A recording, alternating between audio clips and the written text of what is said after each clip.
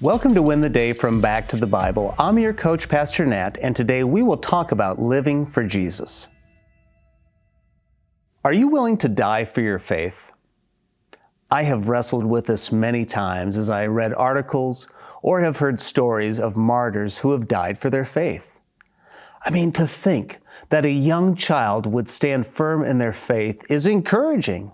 It's also challenging. But it always makes me wonder, would I really die for Christ? Now, if you're like me, you're going to say, yes, of course I would die for Christ.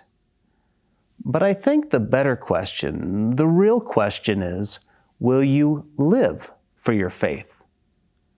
When temptation comes, will you stand firm?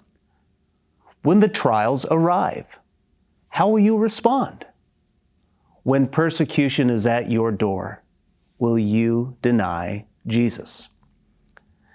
Let's pick up the story of Jesus' arrest and trial as we see a surprising reaction to a unique question.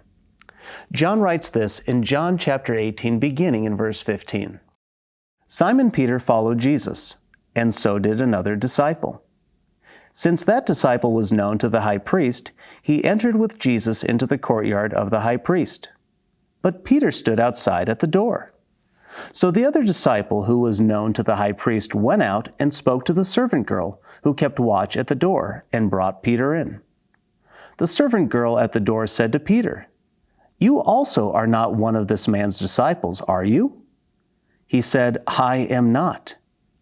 Now the servants and officers had made a charcoal fire because it was cold, and they were standing and warming themselves. Peter also was with them, standing and warming himself. Okay, if you remember what preceded this moment, then you're probably confused and surprised by Peter's response. In verses 1 through 11, Jesus is arrested and bound, and what does Peter do? He cuts off a servant's ear in response.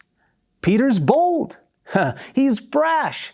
He is without fear of repercussions. But here, Peter is following behind Jesus with another disciple. Who is that disciple? Well, we can't be 100% sure, but it's likely John, the disciple whom Jesus loved, the author of this letter. Now, why would we think that? Well, though he never names himself in his gospel, we can make the connection in chapters 20, 13, and chapter 21. Plus, when we see that this disciple was known by the high priest, it makes sense that this would be John. John was a fisherman who was actually an entrepreneur. John's father's fishing business was a big operation, and John was involved. So from outside sources, it's possible that John's business delivered fish to the high priest. So Peter gets stopped by the bouncer at the door. But John works his magic and gets Peter inside the courtyard. The servant girl asks a seemingly obvious question. Aren't you one of the disciples? But what we miss in English is the Greek phrase expected a negative answer. Peter doesn't give it a second thought. He says, "I am not." It goes right along with the question. Now, we don't know why Peter responded this way, or what prompted such a quick negative response. But it does show us that Jesus knew Peter better than Peter knew himself.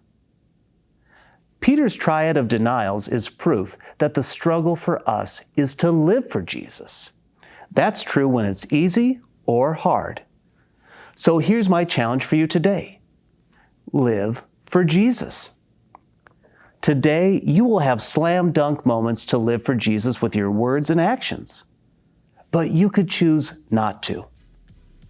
Ask the Spirit to empower you to live for Jesus each and every moment. Pause and pray when tempted to not live for our King. When we live for Jesus in the everyday moments of life, that is when we will win the day.